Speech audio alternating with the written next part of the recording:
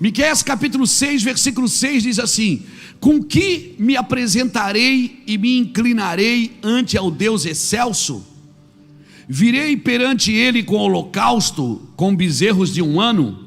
Agradar-se-á o Senhor de milhares de carneiros ou de 10.000 ribeiros de azeite? Darei o meu primogênito pela minha transgressão, o fruto do meu corpo pelo pecado da minha alma? Ele te declarou, ó homem, ele te declarou, ó homem, o que é bom e o que é que o Senhor pede de ti: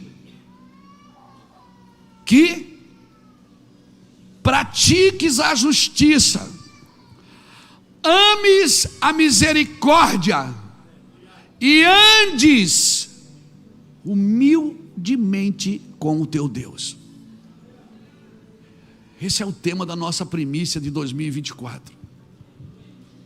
Praticar a justiça, amar a misericórdia. Não é fazer por fazer, é fazer por amor. E andar humildemente com Jesus, com o teu Deus, com o teu Pai, com o Espírito Santo. É isso que o Senhor pede de ti. Com que eu me apresentarei diante do Senhor? Vou dar meu filho mais velho como sacrifício? Vou dar milhares de carneiros como oferta? Ribeiros de azeites? Ele diz: não. Olha o que o Senhor pede de ti. São coisas básicas. O Senhor quer ser teu Deus dia a dia. Na hora de comer, na hora de dormir, na hora de passear, na hora de festar, na hora de amar, na hora de sentir raiva. Como assim, pastor? O Senhor quer ser teu Deus no cotidiano, não é no culto. Não é no domingo à noite que o Senhor quer ser teu Deus. O que toca o coração de Jesus, irmãos, é eu permitir que Ele seja o meu Deus todos os dias e todas as horas. O seu primeiro ato de fé, se você é um cristão, é querer falar com Deus. Toda pessoa que é cristã, ela tem que ter o desejo de falar com Deus, irmãos. Então eu quero te desafiar nesses dias para pensar em algumas coisas. Nós, como pregadores, se a gente acostumar a pregar sem a presença de Deus, chegará um tempo que a gente não vai mais buscá-la, porque a mensagem vai ficando automática. Você pode escrever. Eu acabei de dizer para você que eu escrevo tudo que eu falo. Eu tenho tantas coisas escritas que às vezes eu me lembro de uma palavra, eu digo: eu já falei sobre isso, eu vou ver. Mas chega na hora que eu estou vendo, Deus começa a falar outras coisas, porque a palavra se renova a cada dia, irmãos. E o ano novo não significa vida nova. O ano novo é só mais a continuidade de 2000, é de um dia após o outro. Se eu quiser viver coisas novas, eu tenho que viver em situações que eu nunca vivi. Eu tenho que fazer coisas que eu nunca fiz.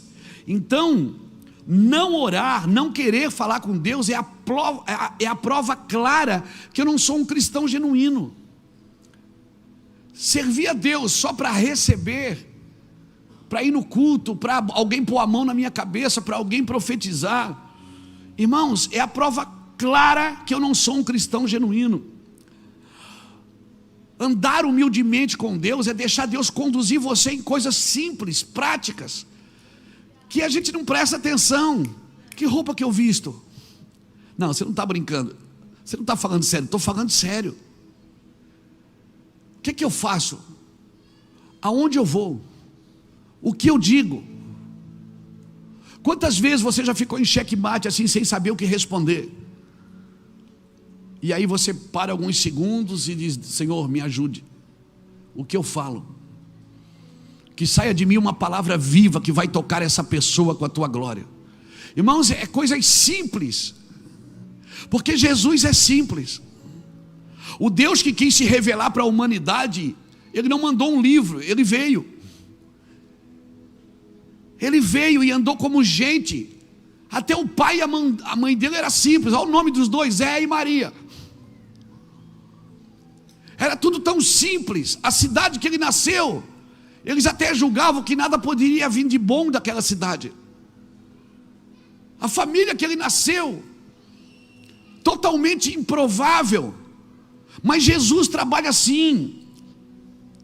Então a presença de Deus, ela exige de nós duas coisas: reverência e tempo de qualidade. Ninguém consegue viver na presença de Deus sem tempo de qualidade. Ninguém consegue viver na presença de Deus sem reverenciar aquilo que é sagrado, aquilo que é santo. A gente brinca, a gente ri, a gente conta piadinha, é legal, é divertido, a gente se alegra. Mas irmãos, na presença de Deus, quantas vezes eu já fui falar uma coisa que a presença me pegou e disse: fique quieto. Por quê? Porque não é bom falar sobre aquilo. Quantas vezes eu já me peguei sentado em mesas e de repente eu falando de alguém que não estava ali, e o Espírito Santo me repreender e dizer: não faça isso, não seja covarde, a pessoa não está aqui para se defender. E eu saí da mesa e tal, e disfarçar e pedir perdão. E no banheiro, às vezes no restaurante, pedir perdão para Deus. Não tive nem hombridade para pedir perdão na mesa para os irmãos. Por quê? Porque nós somos carne, nós somos alma. Mas à medida que você quer entrar na presença de Deus, é como ir na academia, irmão. Você não chega lá levantando 200 quilos, 100 quilos. Só o Charles faz isso, eu não faço. Você começa com 10. No outro dia, você está todo doído. E aí você lembra que já pagou 6 meses.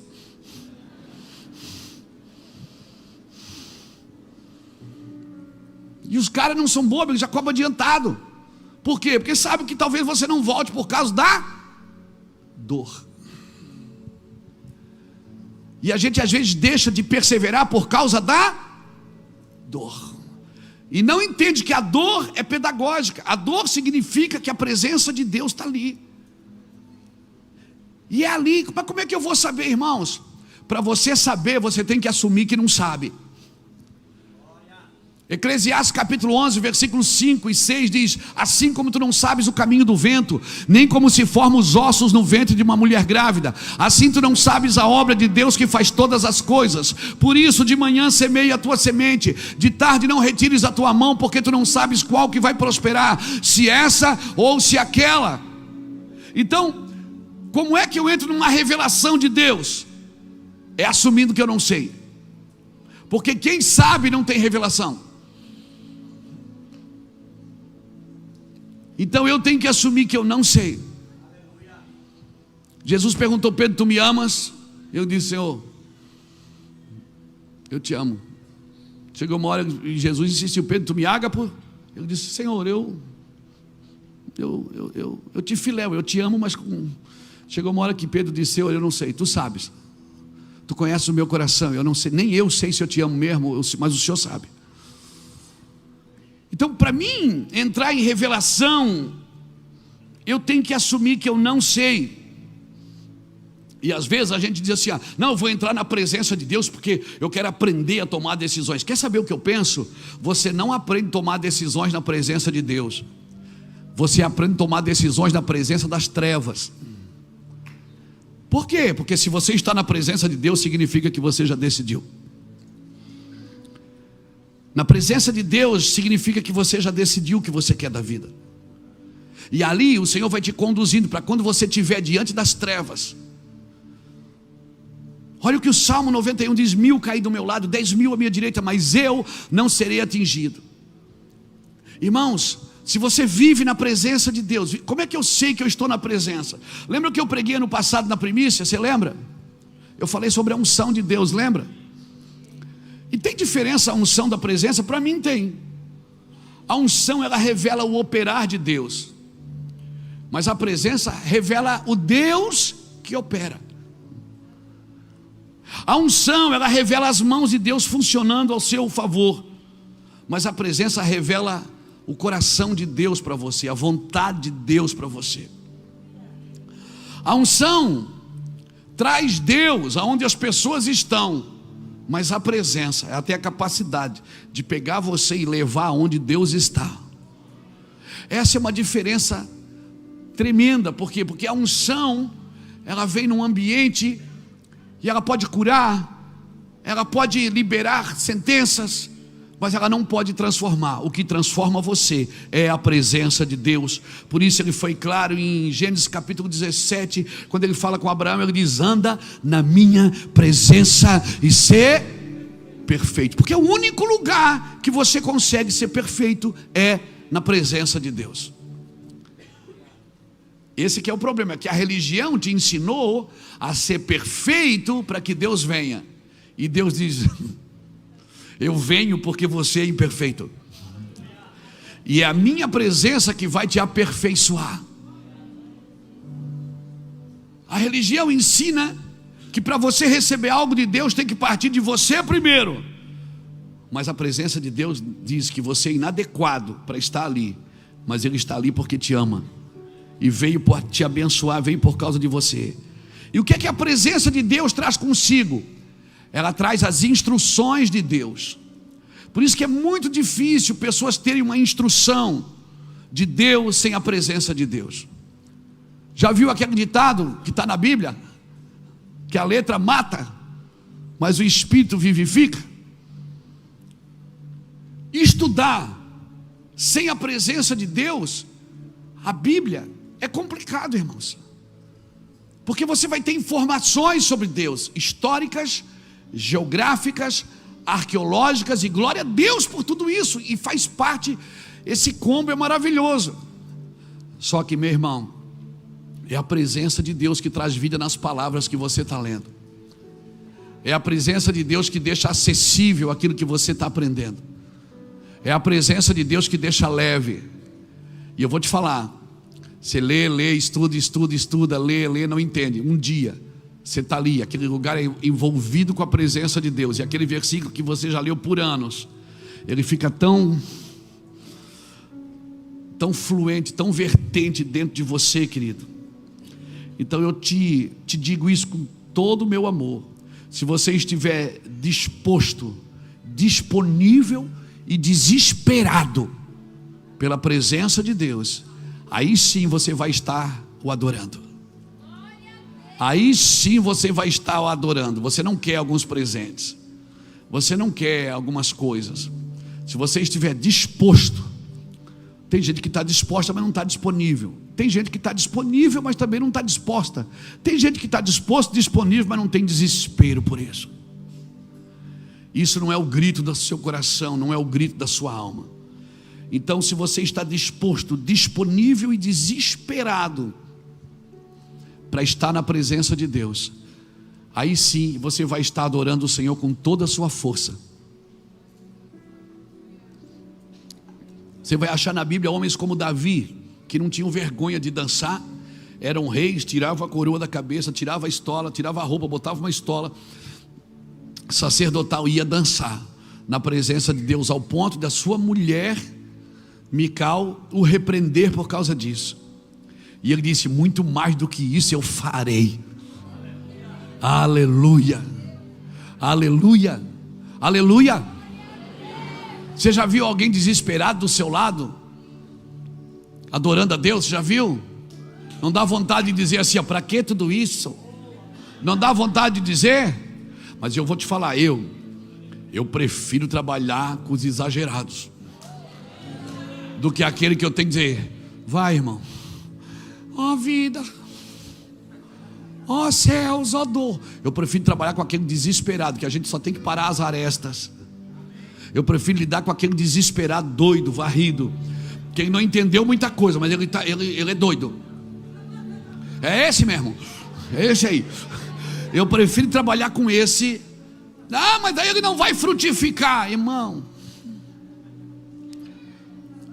O que é frutificar? O que é frutificar para você? Frutificar é você saber o que você sabe e dar uma resposta para isso. Isso é frutificar. Eu vou te falar, se você me perguntasse hoje: Luiz Hermínio, você tem alguma crise na vida? Irmão, eu tenho uma a cada 10 minutos. Mas eu tenho uma crise, não é crise de identidade.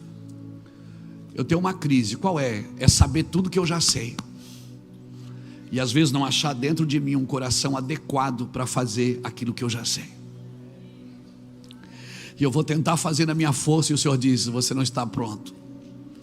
você não está adequado para viver isso. E aí eu entro em pânico, porque eu já sei. Então, saber, irmão, eu sei que o meu povo é destruído porque lhe falta o conhecimento. E eu também sei que a fé não é burra, ela é inteligente. Mas o mais terrível disso é você saber tudo, saber muito, e não ter nenhuma devoção por isso, e não ter nenhuma paixão por isso, não ter nenhum clamor dentro de você por isso. Cada vez que você vai orar, só tem desejo, não tem clamor. Só tem desejo por alguma coisa, só tem desejo por um favor de Deus, e não um clamor pela sua presença. Davi é um cara que me impressiona, e é uma pessoa que eu tenho aprendido muito nas escrituras com Davi. E eu até me ouso a dizer que eu sou meio parecido assim, cabeça de rei, mas o coração de menino. E irmãos, não tem jeito, o seu foco define a sua paixão. Se você tem uma paixão pela presença de Deus, você precisa manifestar. É aquele casal: mas tu me amas? Eu amo. Mas você não fala, mas tu sabe. Deus não quer saber, mas Ele quer ouvir. Ele quer ouvir: Jesus, eu te amo. Jesus, você é tudo que eu tenho. Jesus, eu não tenho outro bem além de ti. Todas as minhas fontes estão em ti, Jesus. Jesus, eu não quero ser famoso, eu quero ser útil.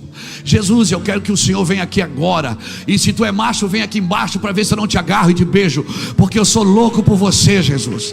Você é tudo na minha vida, você mudou a minha vida. Aleluia, você mudou o meu caráter, você salvou meu casamento. Ei, Jesus, você é tudo que eu tenho. Mas para que tudo isso? Para que tudo isso? Para que tudo isso? Não, tem que manter a reputação. Quem é?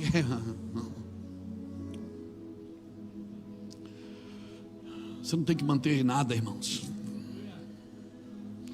Um crente transformado, se ele é comerciante, ele transforma o seu comércio. Um crente transformado, se ele é industrial, a sua indústria é transformada, sua família é transformada, sua vida é transformada. Tudo que ele faz tem um propósito, irmãos. Está debaixo de uma vontade de Deus.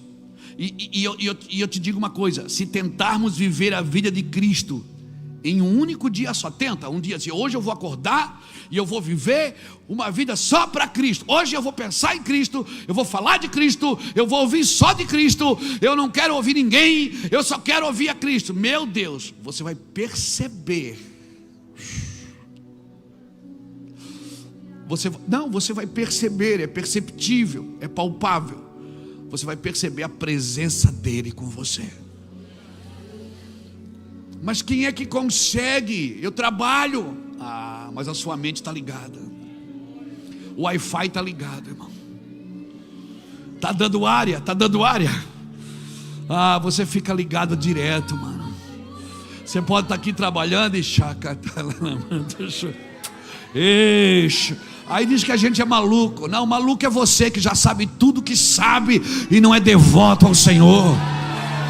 Você que é maluco, está perdendo tempo de dar um cheiro nele, está perdendo tempo de atrair a sua presença. Mas sabe por que muitas vezes não fazemos? Porque a gente se acha inútil. E você tem razão, você é inútil mesmo. Nós somos inúteis mesmo.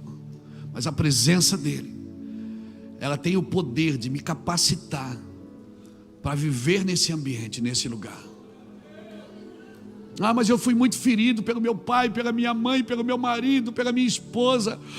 Mas eu fui muito ferido pelo vizinho, pelo pastor, pela congregação. Você foi ferido, sabe por quê? Que você ainda está ferido? Porque você deu lugar para essas pessoas que deveria ter dado para Cristo. Se você der o primeiro lugar para Cristo, ninguém mais consegue te matar, te ferir, te machucar, te frustrar, porque você vai entender o amor de Deus. E isso leva tempo. Isso leva tempo. Os primeiros dias é doído, é difícil, é como dieta. Fica sem comer para você ver. É difícil, é como ir na academia, é difícil, é muito difícil. Porque na prática do amor vem a manifestação do amante. À medida que você vai praticando o amor com Cristo, o amante vai se manifestando para você. Você fica mais doce, você fica mais querido. Alguém vai dizer assim: está diferente. E sabe por que ele está diferente? Porque agora ele pensa antes de falar. Amém? Agora a primeira pessoa defeituosa que você vê não é o outro, é você. A presença de Deus tem essa capacidade de mostrar você para você mesmo. A presença de Deus tem a capacidade de abrir a sua mente. E o único pecador que você vê ali é você. Por isso que um homem que anda na presença de Deus, ou uma mulher que anda na presença de Deus, não anda por aí batendo boca da vida dos outros.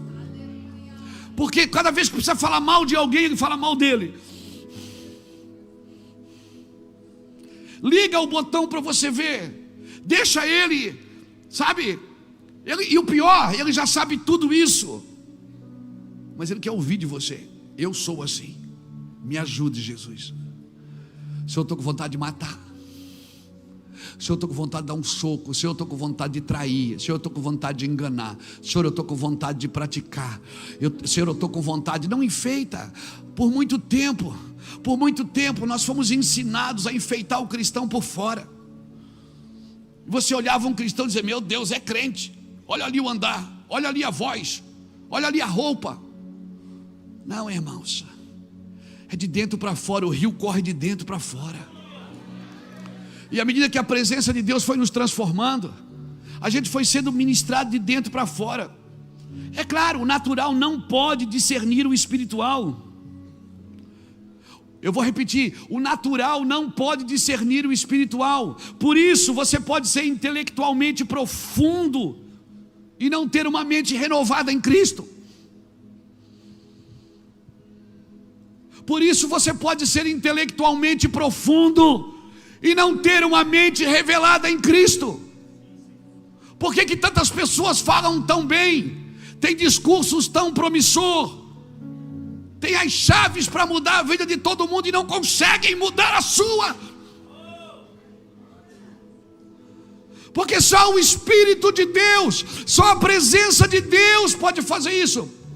Por isso que a gente pode ensinar tão bem uma coisa que faz tão mal. Por isso que nós temos chaves, revelações para os outros, e nós. Isso é viver sem a presença de Deus. Viver sem a presença de Deus, você pode ensinar os outros a fazer coisas que você mesmo não faz. Por isso, irmãos, Jesus quer viver no dia a dia com a gente. Ao deitar, ao levantar, no comer, no dormir, no conversar, no dia a dia, na prática diária. Na prática diária. E você vai encontrar outro crente no caminho, você não vai ficar com vergonha. Eu me lembro quando eu me converti, assim que eu me converti, irmãos, foi tanto assim, tanto ataque de cristãos, que eu tinha vergonha de ir assim, dizia: vai na padaria. Se eu tivesse de bermuda, eu tinha que pôr uma calça. Eu disse: amor, eu não vou de bermuda. Por quê? Porque se outro crente me ver, eu estou no inferno. Porque a gente se preocupava com a aparência. E eu vou te falar, quem se preocupa mais com a aparência não está mais na presença de Deus.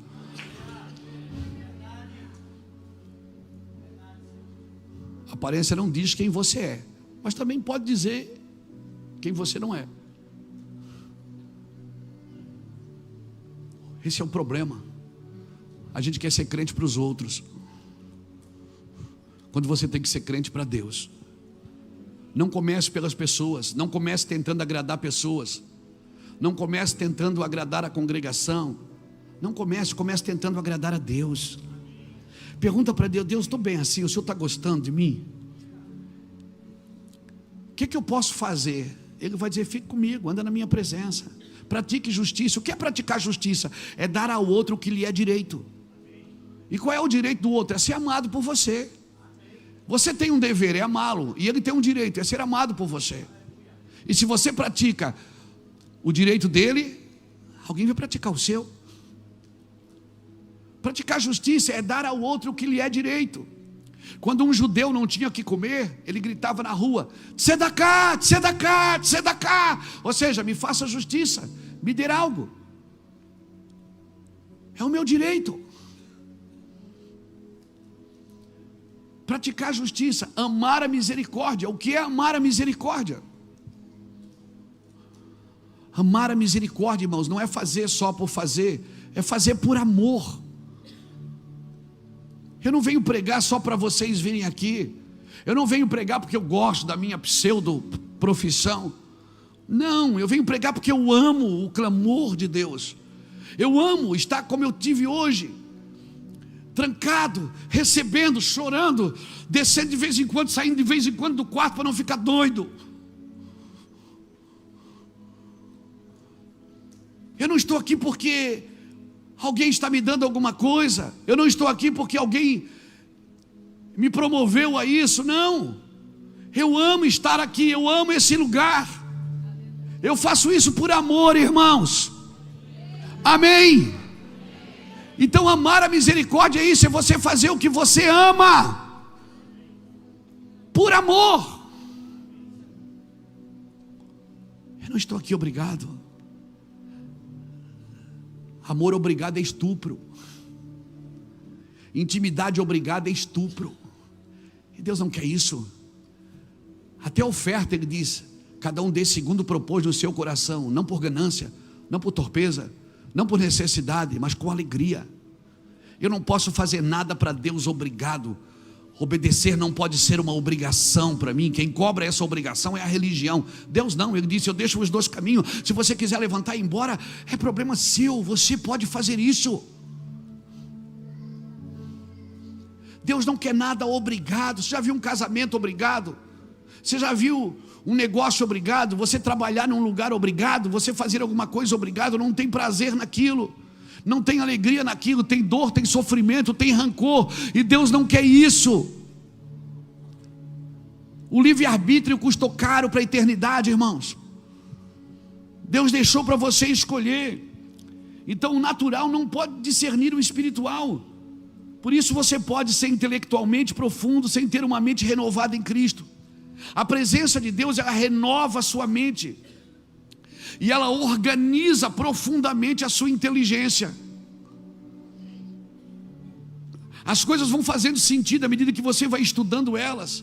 À medida que você vai mergulhando nas Escrituras, as letras vão saltando dentro do seu espírito e vai trazendo vida para aquilo que você está lendo. E é meio que você se transportasse para a história. Você se sente na história. E se você já foi em Israel alguma vez, então aí é muito mais ainda. Você lê o texto e eu já estive lá. Aí você se transforma naquele personagem, é uma coisa tremenda.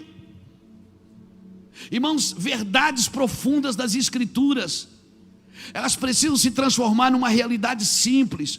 E isso só é possível na presença de Deus.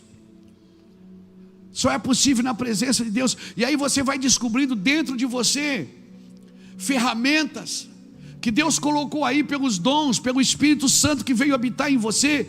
Ele trouxe as ferramentas de Deus para você. E você não pode tratar essas ferramentas como realizações pessoais. Cuidar de uma igreja, tocar um instrumento, ministrar, não pode ser uma realização pessoal minha. Isso não tem a ver comigo. Eu não posso usar as ferramentas de Deus para uma realização pessoal. Você está me entendendo? Vocês estão tão quietos. Está tudo bem? Eu gosto assim, irmão, desse temor.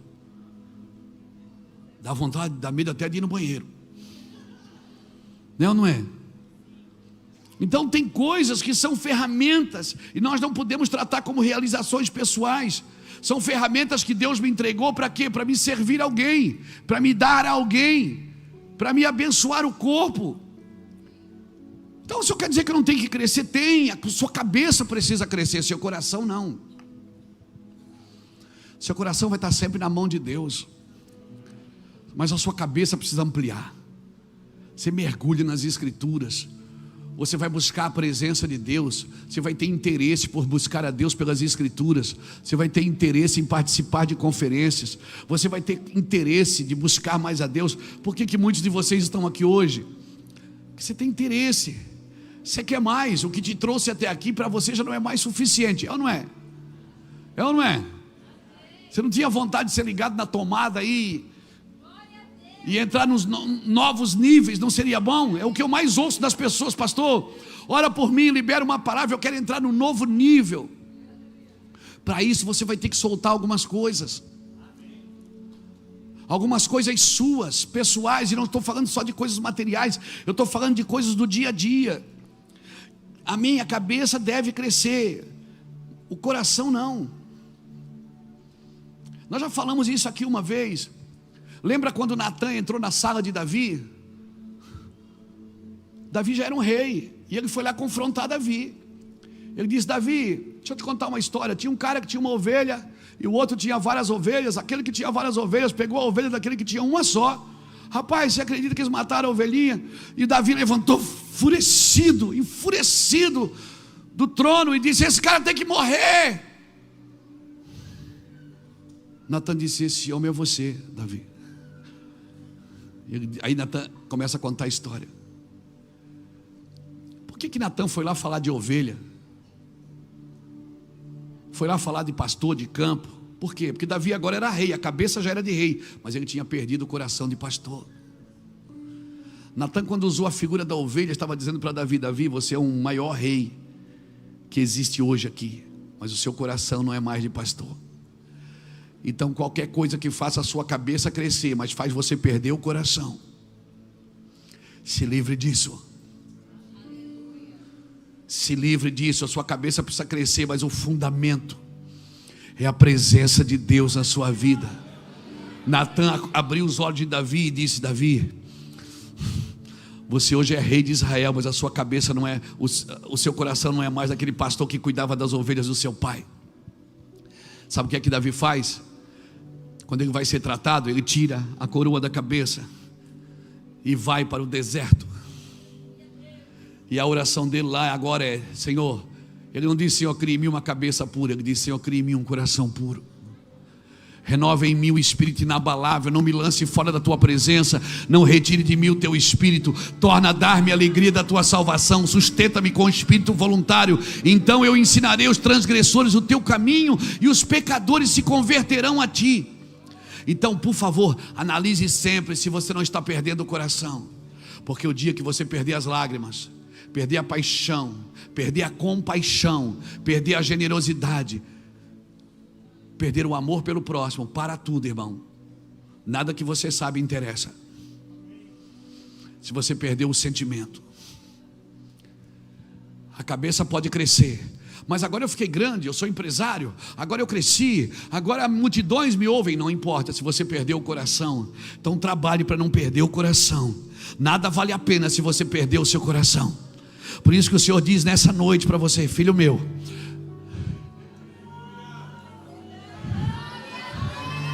dai-me o teu coração. Ele não diz: me dá a tua cabeça, me dá a tua inteligência. Ele diz: me dá o teu coração. Porque se ele tiver o teu coração, ele tem o teu dinheiro, ele tem tua família, ele tem teu carro, ele tem tua casa, ele tem teus sentimentos, ele tem teus pensamentos, ele tem tuas palavras. Aleluia! Filho meu, dai-me o teu coração.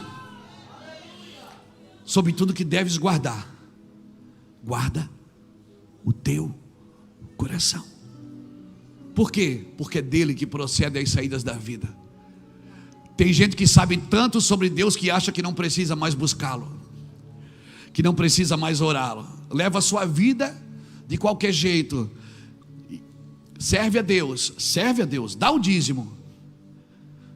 Isso quando não ministra pessoas, mas não busca mais a Deus com fervor, com paixão, não se desarma mais.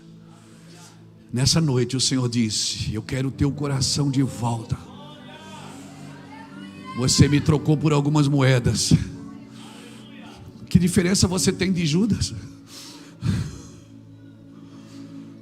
Você me trocou por algumas obras, por algumas famas, por alguns trocados. Não, você vai ficar famoso sim, teu negócio vai crescer sim, você vai se tornar grande na terra sim, mas só faça isso se você não perder o seu coração. Porque o dia que você perder o seu coração, nada que você faz vale a pena. Nada que você faz. E é isso que a presença de Deus te garante. Você nunca vai perder o seu coração. Ele vai estar sempre lembrando você de quem você é, a quem você pertence. Ele vai estar todo dia lembrando você. Se você anda na presença de Deus, todo dia Ele vai lembrar você: você é meu. Ei, você não é seu, você é meu. Você não é da igreja, você é meu. Você não é do púlpito, você é meu. Ei, você não é da internet, você é meu. Você não é da sua plataforma, você é meu. Você não é da sua empresa, você é meu. Ei, você é meu, você é meu, você é meu. Entenda, você é meu. E isso a presença de Deus faz comigo. Mas o diabo, cara, o diabo ele não para de mudar as estratégias. E o diabo não trabalha para você fazer a vontade dele. Ele trabalha para você fazer a sua vontade. O diabo não quer que você faça a vontade dele, não precisa. Você fazendo a sua já está bom demais. O diabo sempre vai trabalhar mudando as estratégias para negociar a sua saída da presença de Deus. Ele fez isso com Jesus. Ele apelou para a fome de Jesus, ele apelou para o poder, ele apelou para a vaidade. Ele sempre vai apelar, e tem uns que ele consegue pegar. Jesus estava com fome, ele vem e oferece pão. Por que tu não transforma a pedra em pão? O diabo, por que ele não transformou a pedra em pão? Porque ele não quer que você faça a vontade dele, ele quer que você faça a sua.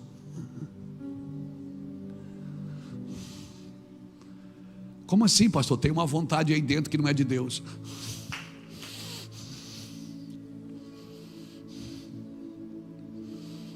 Ela está firmada no seu desejo. Ela não está firmada no seu clamor, na sua paixão por Cristo.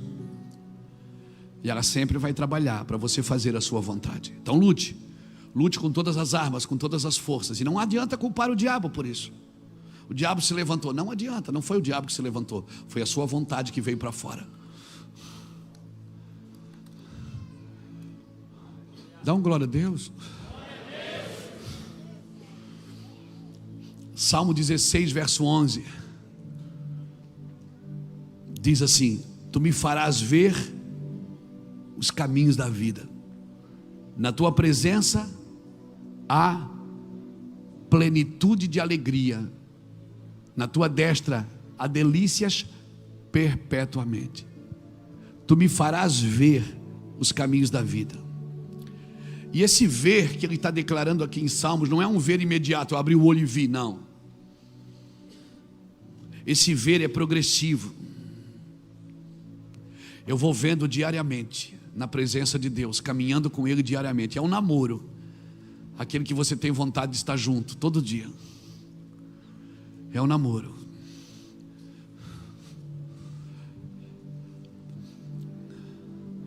O problema é que alguns casam e depois não continuam namorando.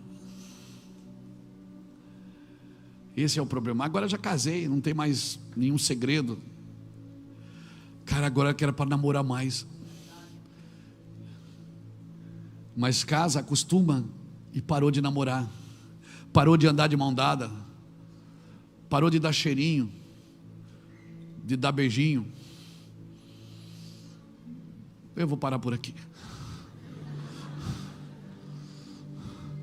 Parou por quê? Porque parou. Parou por quê? Porque quando a gente era namorado, ainda tem vergonha, não tem vergonha de falar que quando era namorado era melhor. Agora que é melhor, irmão, você acorda e dorme junto.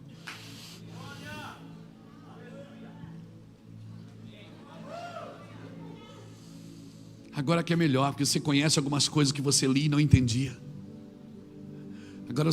Agora você tem certeza do que ele está dizendo, é aquilo mesmo. Agora que era para ser melhor, cara. Mas a gente não, a gente quer continuar casado sem namorar, sem intimidade.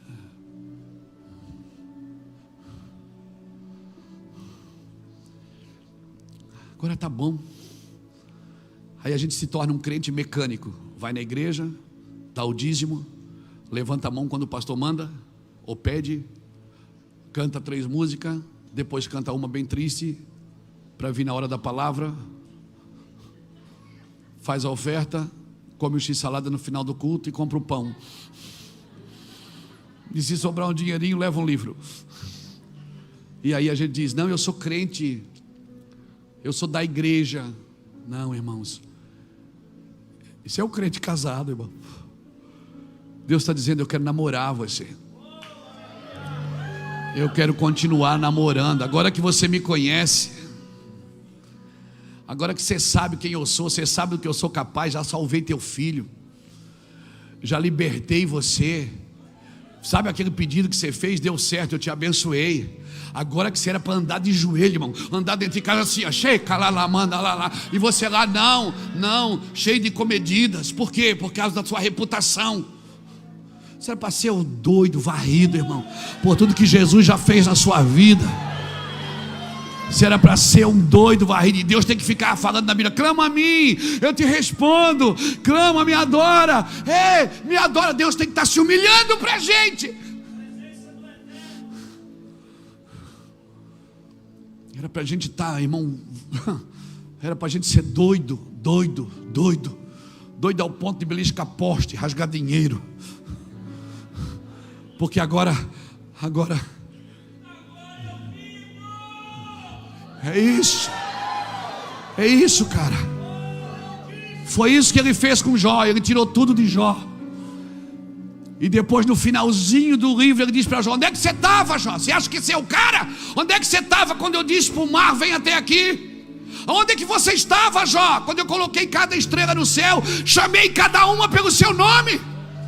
Aonde você estava, Jó? Responde para mim, se você sabe. Não, mas eu sacrificava, eu ia na igreja. Fala para mim, rapaz. Jó foi baixando. De repente Jó disse: Senhor, eu falei de coisas que eu não entendi. Eu falei de coisas maravilhosas demais para mim. Eu te conhecia só de ouvir, mas agora os meus olhos te veem. E esse amor que eu agora tenho, meu Deus, por isso eu me arrependo no pó e na cinza, porque eu te conhecia do pastor falar, mas agora eu te vi, Senhor. Eu tive um encontro com a dor, eu tive um encontro com o sofrimento, eu tive um encontro com a libertação, eu tive um encontro. Ei, Senhor, eu estou te vendo agora. Alguém está me entendendo aqui? Aleluia! Aleluia!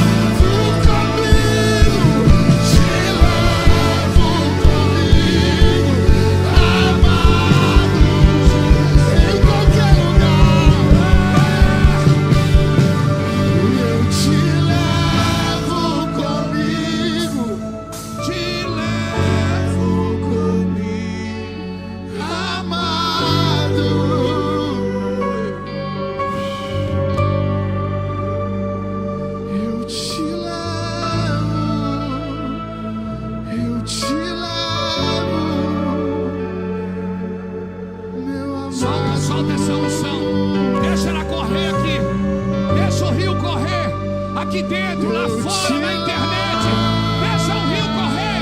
Receba poder em nome de Jesus Cristo, na sua vida, no seu ministério.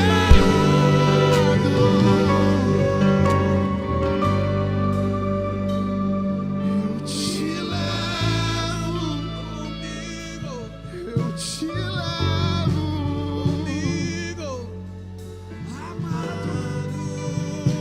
Amado,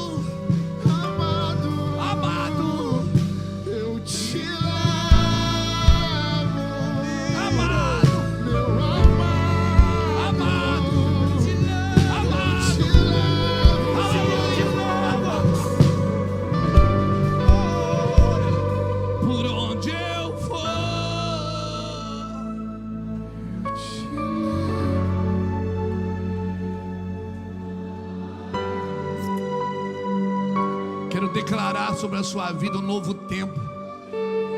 Quero dizer para você, Deus vai fazer de novo, tudo de novo. Eu quero declarar, e agora com mais entendimento, agora com mais unção, agora com mais glória. Aleluia. Compreenda, só na minha presença há plenitude de alegria, diz o Senhor. Ele me fará ver os caminhos, na sua presença há delícias perpétuas.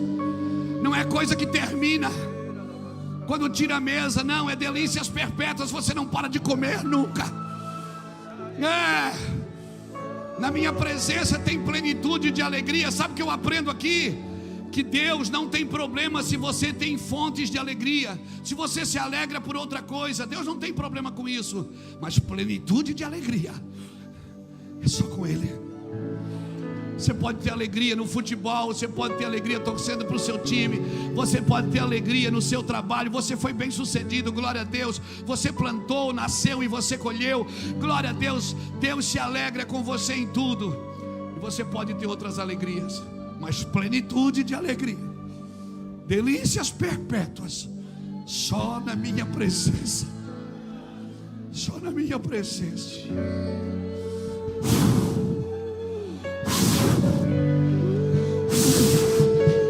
Sim, sim, Jesus, sim. Minha alegria está em Ti. Plenitude de alegria com Ele. Plenitude de alegria só com Ele. Eu te levo comigo. O que eu for fazer, o Senhor vai estar junto. Eu sei que o Senhor só me acompanha onde Ele me leva. Em qualquer lugar eu te levo. Eu te levo. Senta aí um pouquinho, já vou terminar. Eu te levo. Eu te levo.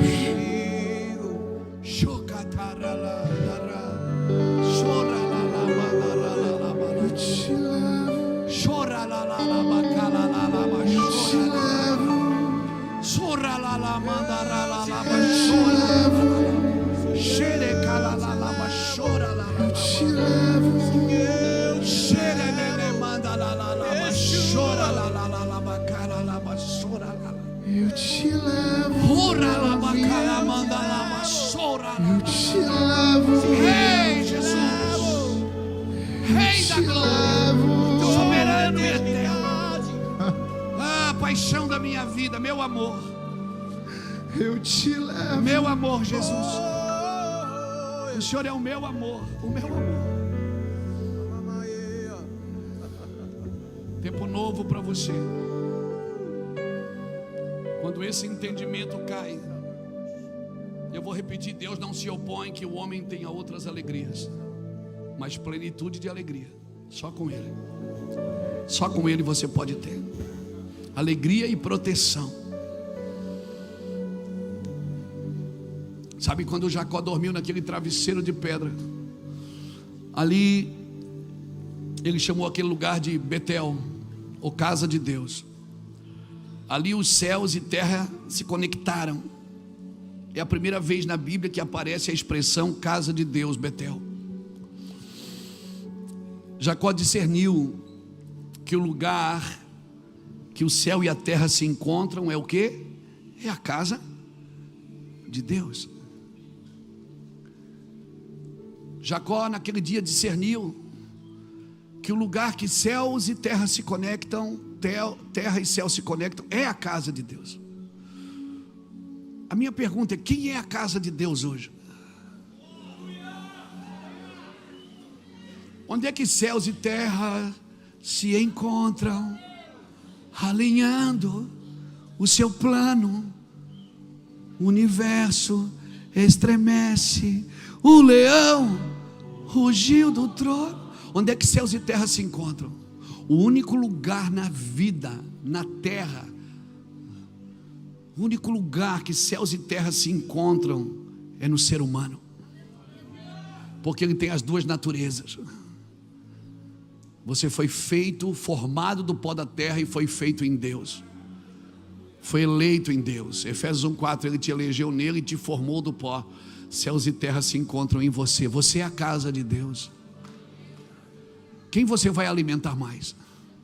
A terra que vive em você ou o céu que vive em você? Quando você acorda de manhã, quem vai governar? A terra que habita em você ou o céu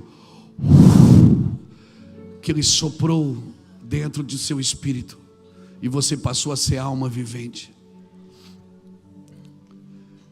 Sabe quem vai governar? Quem tiver mais alimentado. Quem tiver mais alimentado vai governar. Mas você é a casa de Deus. Pastor, mas eu já estou muito velho para isso. Há uma promessa para o velho. Os velhos terão o quê? Sonhos. Aí você diz, mas eu sou muito jovem para isso. Mas tem uma promessa para os jovens. Os jovens terão visões. Então pelo menos pratique o que a Bíblia diz que você pode. Pelo menos viva com aquilo que a Bíblia diz que é seu direito. Se você é um jovem, sonhe. Não, tenha visões.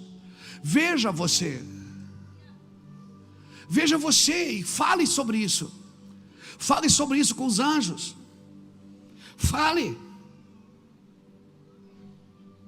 O que você quer da sua vida? Se dele é o querer e o realizar, você pode ser aquilo que você sonhou ser, que você deseja ser, se aquilo que você quer ser, está de acordo com a vontade de Deus. Porque se você anda humildemente com Jesus, pratica a justiça e ama a misericórdia, não tem como dar errado o que você quer. Mas fale sobre isso, veja. Se você é jovem, mas eu não, pode ser que não seja isso, fale que você quer. Deus quer ouvir, eu quero isso, Deus. Talvez não aconteça, mas Deus sabe o que você quer. Diga para Deus, Deus, eu quero e eu vou ser isso. Mas isso não é pensamento positivo, não. Isso é você declarar o que a Bíblia diz que você pode ter, visões. Tem uma visão sobre você.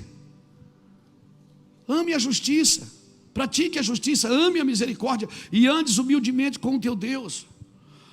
Pastor, mas eu tenho uma doença, não vai dar certo.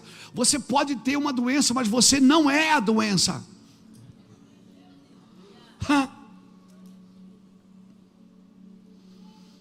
Agora, jovens, vai chegar uma parte da sua vida que você vai ter que escolher entre liberdade e segurança. O que você quer? Pessoas lutam por estabilidade. Você já viu que as pessoas lutam por estabilidade e por liberdade, mas lutam mais por estabilidade.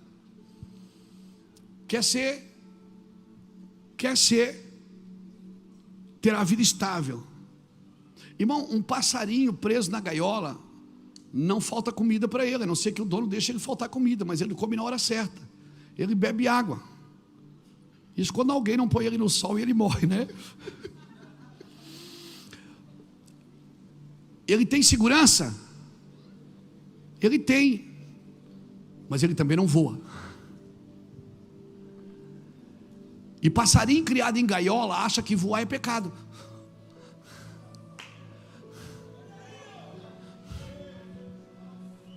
Passarinho criado em gaiola foi colocado limites. Você já foi no circo na época que o circo tinha animais? Você não ia lá, o elefante não ficava preso, não ficava assim? Você já viu o elefante no picadeiro? Quem já viu um elefante no picadeiro? Hoje as pessoas não permitem mais animais nos circos, porque muitos animais, em muitos circos, não todos, mas em muitos circos eles eram judiados, eram maltratados. Por o elefante dançar no picadeiro, colocava uma chapa quente embaixo do pé dele e colocava uma música. Então a música ele tirava e dançava, mas porque a chapa estava quente. Quando chegava no picadeiro, não precisava da chapa quente, era só botar música. Quando tocava música, a mente dele já estava condicionada. E a gente...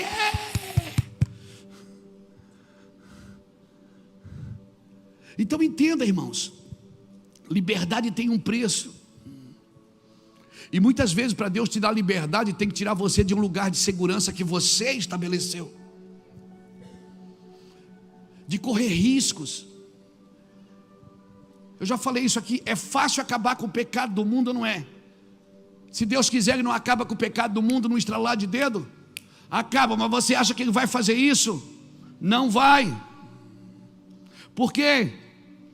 Porque Ele colocou coisas boas dentro de você para você viver no meio do pecado do mundo.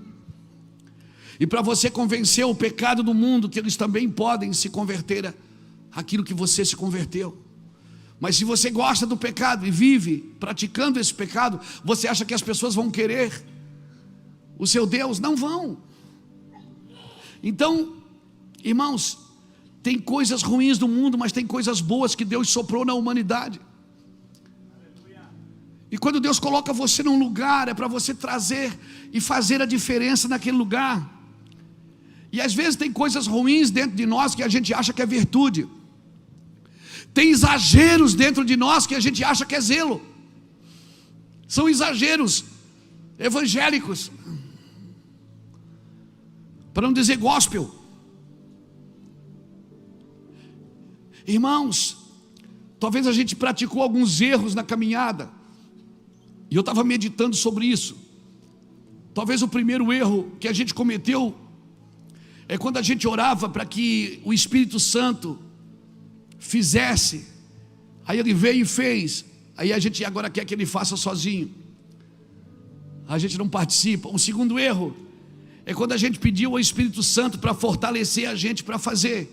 E a gente faz. E agora a gente faz sozinho e deixa o Espírito Santo. O terceiro erro, eu peço para Ele me ajudar, mas não peço para mim fazer segundo a sua vontade. E o quarto erro, eu já descobri a sua vontade, mas eu ainda não sei por onde começar, porque só saber a sua vontade e não conviver junto, irmão, o que torna o casamento saudável é o relacionamento. Isso é um casamento. Assim como o marido ama a sua esposa, assim Cristo ama a sua igreja. É um casamento. Mas eu já sou muito experiente, já sou casado há 30, 40 anos, esse é o problema. Você já viu quantos casamentos de 30, 40 anos têm se acabado? Por quê, pastor? Por causa da experiência. A experiência é inimiga da unção. Por quê, pastor? Porque se você aprende somente a partir daquilo que você já experimentou, você nunca vai se abrir para algo novo. E a presença de Deus é novidade de vida. Você viu aqui, você sentiu aqui agora, a gente estava aqui todo mundo quietinho. De repente abriu uma janela, você viu? Abriu uma janela, o Charles puxou uma canção que tinha a ver de acordo com o que eu estava falando. E você viu a enxurrada do rio que passou aqui? Você viu o rio que passou aqui? Amém? E você pode sentir isso todo dia. Todo dia esse rio passa por você e é uma corrente nesse rio que alegra a cidade de Deus. Deus está no meio dela. Isso é uma revelação. Nós estamos falando. Aquele negócio foi encaixando. De repente a música vem, pá, e rompe com os céus. Isso é uma revelação. Mas como a gente tem 7 dias, então por isso que eu pedi para você sentar de novo. Vamos continuar.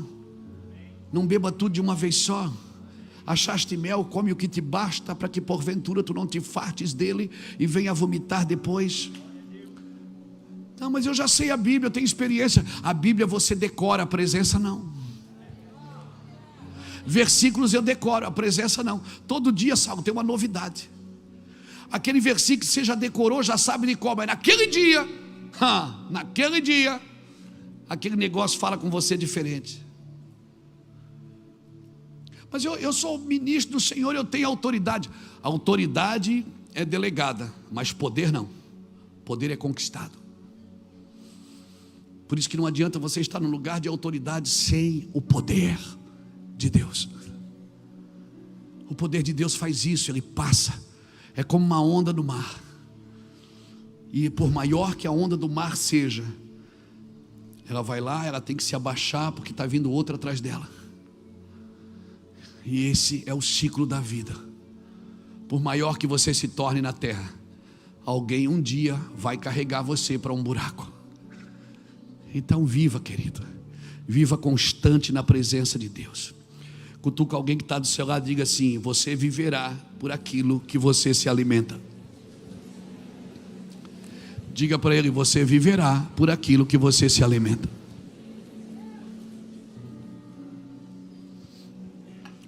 Por isso que se alimentar, comer, é diferente de se nutrir. Você pode comer lanche todo dia, pizza todo dia, tomar refrigerante todo dia. Você está se alimentando, mas não está se nutrindo. Um dia você vai ter que ir no médico por causa daquilo que você comeu. Então só vir no culto, receber uma palavra, não significa que você está sendo alimentado. Não significa que você está sendo nutrido. Para mim, a palavra que me nutre é aquela que me confronta. Aquela que me faz olhar para mim mesmo e dizer: cara, eu não estou bem, eu preciso mudar. Essa palavra nutre o seu espírito. Essa palavra faz olhar você para você mesmo. Então, se você vive de afeto, se você se alimenta de afeto, se não tiver ninguém te abraçando e beijando, você está no osso. Se você se alimenta de coisas, você viverá por coisas. Se você se alimenta de aventuras, você vai precisar criar uma aventura todo dia. Se você se alimenta da presença de Deus, você viverá por ela. Amém? Eu quero terminar aqui, porque a gente ainda vai cear. Quero deixar esse como o primeiro dia. Comece hoje. Se você não tem o hábito de conversar com Deus, comece hoje.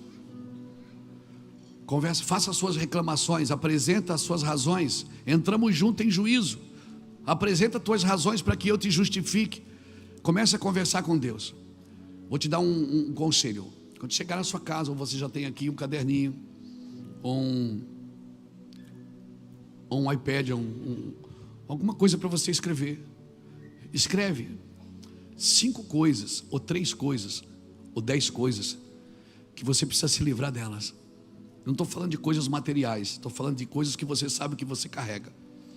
Ressentimento, falta de perdão, porque Deus não assim, sabe? Ele vai vir, mas Ele vai te confrontar em tudo isso. Se você escreve isso, você pede para Deus: Senhor, me ajuda a me livrar disso. A presença de Deus, sozinho você não consegue. A presença de Deus vem e ela vai te ajudar. Dê um motivo para que Deus venha. Dê um motivo. A presença de Deus não vem para tornar você o maior pregador da história, o maior empresário da história. Não, não é isso. Isso pode acontecer também. Mas a presença de Deus vem para deixar você parecido com Jesus, de dar a sua vida pelo outro, de resgatar o outro, de estender a mão para o outro. E à medida que você vai fazendo isso, você vai se libertando do orgulho, da soberba, da vaidade. A presença de Deus tem esse poder, irmãos. Então eu quero deixar essa palavra para você. Cultive a presença de Deus. Com muita sobriedade eu falo isso para você. Cultive. Feche seus olhos, por favor. Oh, Espírito Santo. Oh, Senhor. Em toda a Bíblia, Senhor, é o Senhor que determina o tempo para nós. Não é o homem que determina o tempo para o Senhor. E no seu tempo, Senhor, nós não carregamos desejos, nós carregamos clamores. Por isso, Pai, substitui os nossos desejos pelo teu clamor. Substitui os nossos desejos pelo teu clamor, meu Pai. Tira os nossos olhos da aparência, coloca os nossos olhos na eternidade. Papai, nós oramos para que esse tempo, oh Deus, oh Espírito Santo de Deus, Espírito Santo de Deus, eu oro para que esse tempo, Senhor, o Senhor abra os nossos olhos espirituais e a gente descubra a sua vontade para nós. Fala conosco, Senhor. Fala conosco nesses dias. Nos confronta, Senhor. Nós apelamos para o Senhor. Apelamos para um tempo sobrenatural na tua presença. Senhor, examina e conhece o nosso entendimento. Vê se há em nós algum caminho mau e nos guia pelo caminho correto. Amém.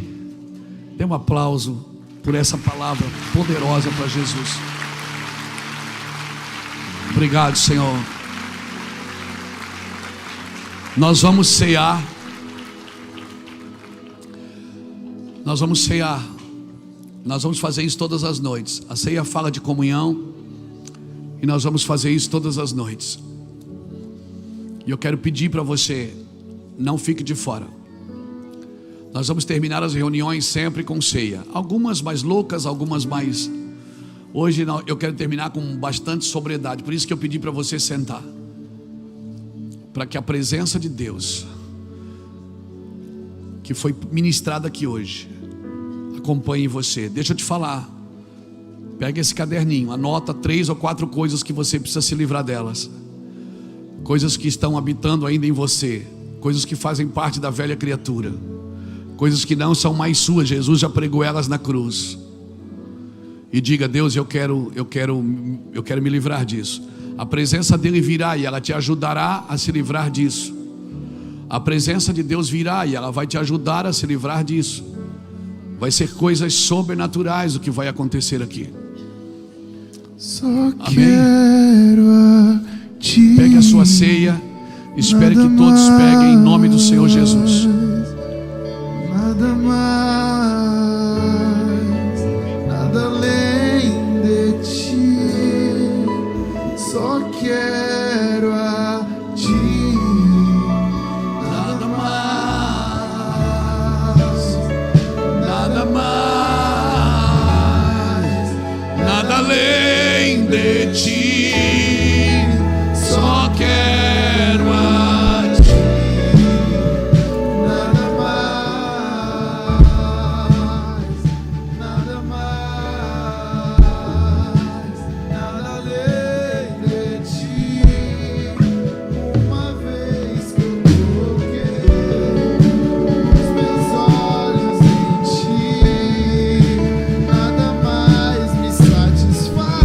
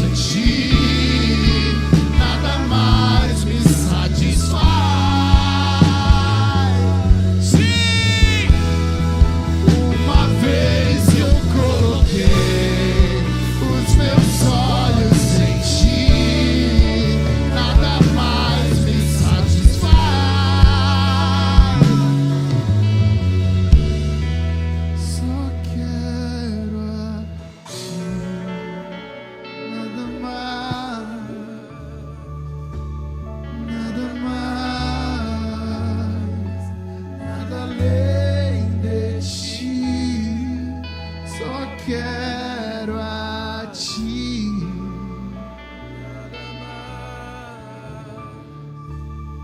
Nada mais, nada além de ti. Eu só quero a ti. Nada mais. Sim, Senhor. Procure colocar Jesus em primeiro, e todas as outras coisas vão achar o lugar delas na sua vida. Procure colocar Jesus em primeiro lugar, e as outras coisas encontrarão o lugar delas. Seu hobby, sua diversão, seus passeios, sua celebração, seu casamento, seus filhos, seus negócios, tudo vai achar o lugar na sua vida. Se Jesus for o primeiro, Ele tem o poder de colocar todas as outras coisas no seu lugar.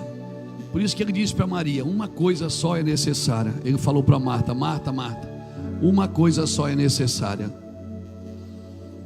E a Maria escolheu a melhor parte, a qual não lhe será tirada. Paulo também fala isso em Filipenses capítulo 3, ele disse: uma coisa eu faço, eu esqueço das coisas que ficaram para trás e avanço para aquelas que estão diante de mim. Eu prossigo para o alvo, para alcançar aquilo por que fui alcançado por Cristo. Davi também disse isso no Salmo 27, o verso 4: uma coisa eu pedi ao Senhor, e eu vou buscar, que eu possa estar na casa do Senhor todos os dias da minha vida, para contemplar a sua formosura e para aprender no seu templo. Seja um homem e uma mulher de uma coisa só. Seja homem e mulher de uma coisa só, e todas as outras coisas vão achar o lugar delas na sua vida. Leve a sua casa a viver uma coisa só. Fique tranquilo, tudo vai encontrar o seu lugar. Todas as outras coisas te serão acrescentadas. Busque primeiro o reino e a sua justiça. Esse reino ele tem um idioma, ele tem uma legislação. É justiça. Quem não pratica justiça não vive no reino. Pode estar numa denominação evangélica e mesmo assim não está no reino. Só está no reino quem pratica justiça. Por isso que o reino é dos filhos, não é dos evangélicos. Eu posso pertencer a uma denominação evangélica, ser até pastor dela, e mesmo assim não estar no reino. O reino ele tem um idioma, e o idioma ele tem uma prática, ele tem uma legislação, ele tem um rei. Esse reino tem um rei. Então, por favor, querido, entenda isso. Seja pessoa de uma coisa só. Você pode trabalhar, você pode passear, você pode viajar, mas quando você é pessoa de uma coisa só, você não vai ter que decidir por muitas coisas, porque você vai sempre decidir tudo na sua vida a partir daquilo. Amém? A partir daquilo. Se eu amo Jesus, tudo que eu decido é a partir daquilo que eu amo, é a partir daquilo que eu quero com Jesus. Todas as decisões, não tenho mais. Por isso que eu digo, você não toma decisão na presença de Deus, você toma na presença das trevas. Porque se você está na presença de Deus é porque você já decidiu. É aqui que eu quero viver, e tudo que eu viver vai ser a partir daqui, e nada vai comprometer o que eu quero. Amém, André? Foi para isso que eu fui chamado. Foi para isso, não tem mais volta. Não tem mais volta, João. Não tem mais volta, mano. Você pode ter as tuas diversões, os teus hobbies, mas não tem mais volta para você. Amém? Eu estou sendo claro? Eu não quero colocar um peso sobre você, porque se servir a Deus for um peso, Por isso, irmão, quem não está bem com Deus não está bem com ninguém. Por quê?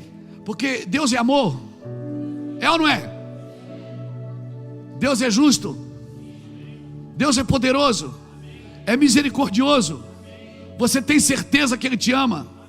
Então, se você não está bem com alguém assim, como é que você vai estar bem com outra pessoa, irmão?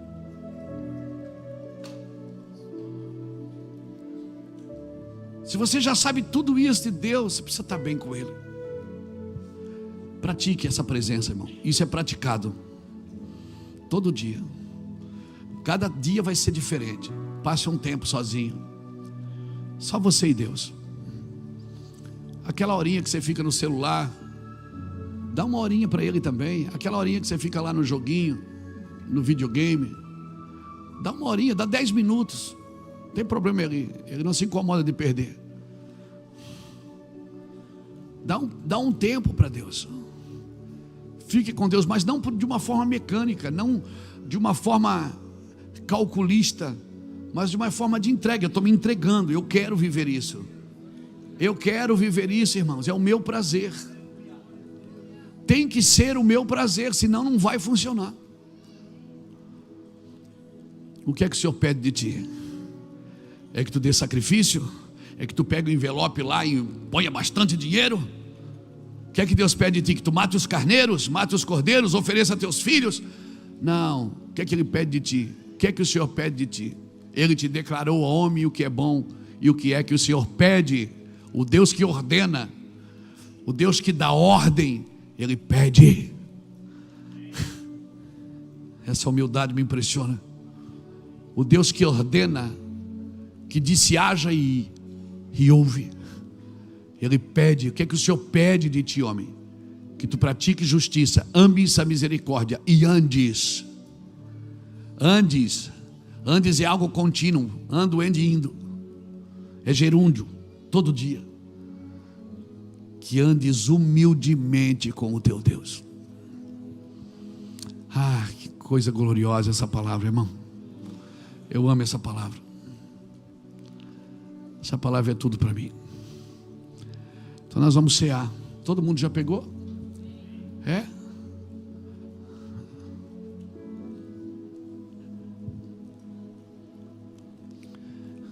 Fica de pé comigo.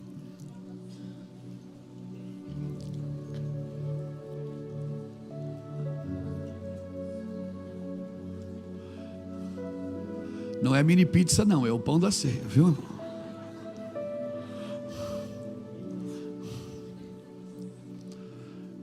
Jesus, na noite que Ele foi traído, Ele pegou o pão e deu graças. Ele partiu.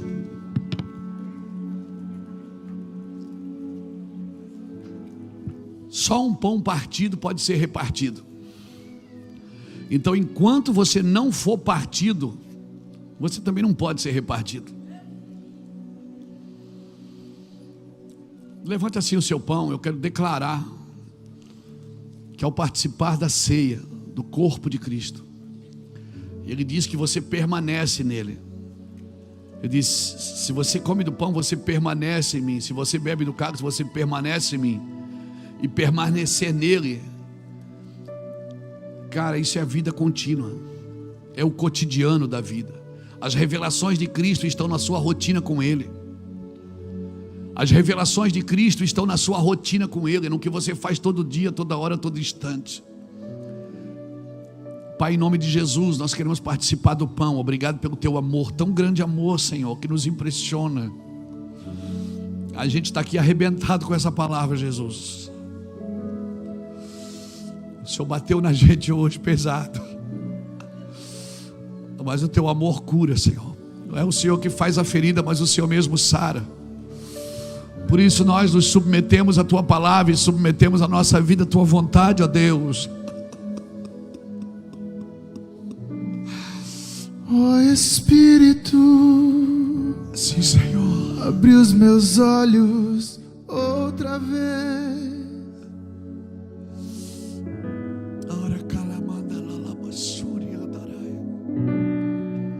Quero ver a beleza de Deus no Filho.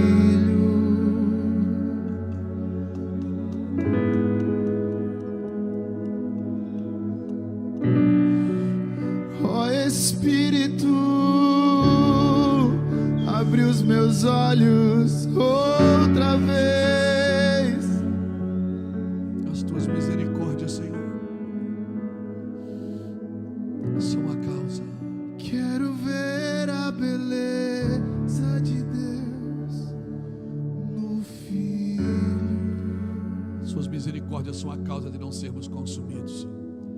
Ao comer do pão você permanece, e se vós permaneceres em mim e as minhas palavras permanecerem em vós, pedirei o que quiseres e vos será feito. Participamos todos do pão em nome do Pai, do Filho e do Espírito Santo.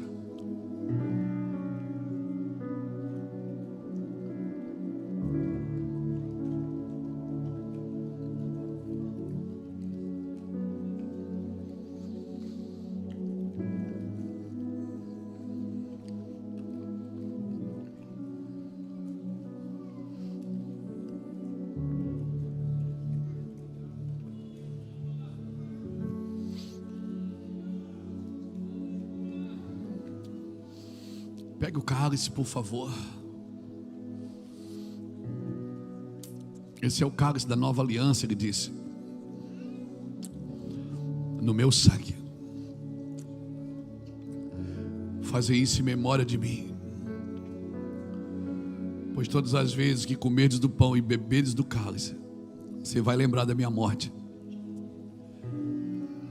até que eu venha. Então o momento agora não é para lembrar do seu pecado, é para lembrar do que Ele fez pelo seu pecado. A ceia é o culto do perdão, não é o culto da condenação. Fazer isto em memória de mim. Ele está dizendo o seguinte: não lembra do que você fez, lembra do que eu fiz por isso.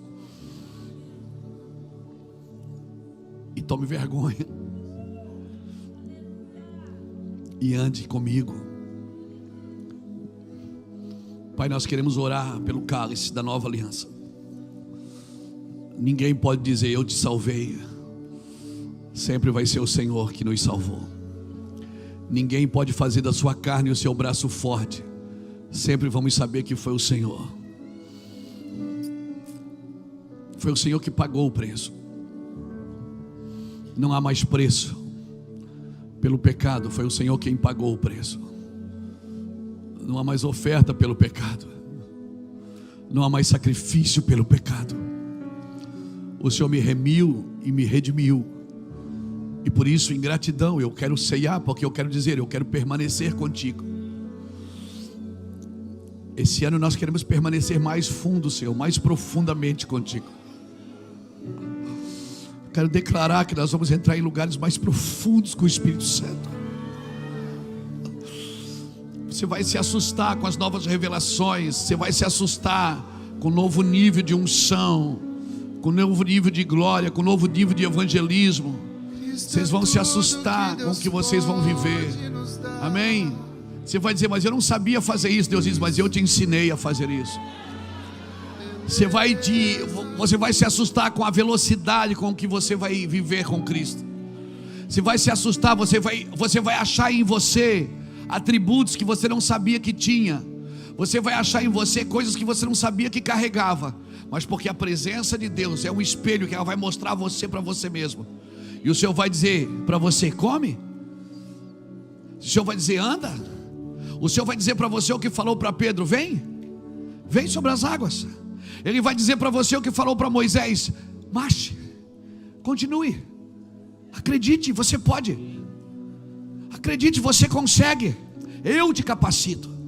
Mas só o que eu peço que você faça: pratique justiça, ames misericórdia e andes humildemente com o teu Deus. Pai, santificamos esse cálice, o cálice da nova aliança, e participamos em comunhão contigo.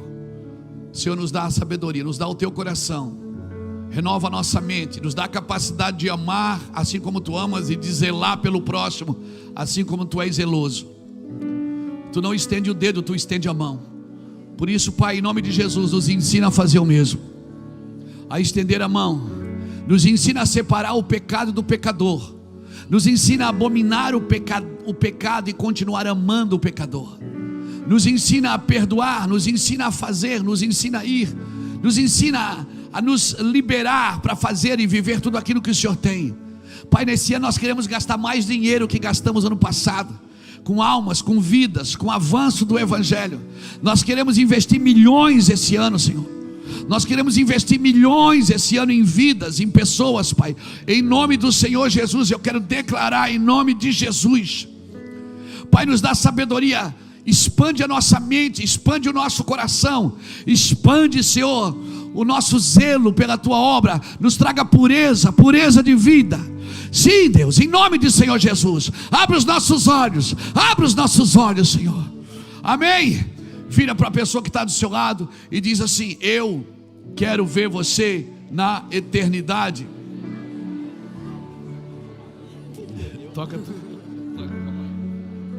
Quero ver você na eternidade. Eu vou ver você na eternidade, meu amor. Cristo é tudo que Deus pode nos dar. Abre. Cristo, quero ver você na eternidade. De Deus. Deixa o sangue correr, deixa o sangue correr. É tudo que Deus pode nos dar. Cristo, levante bem alto. Beleza de Deus. Participamos todos, em nome do Pai, do Filho e do Espírito Santo de Deus.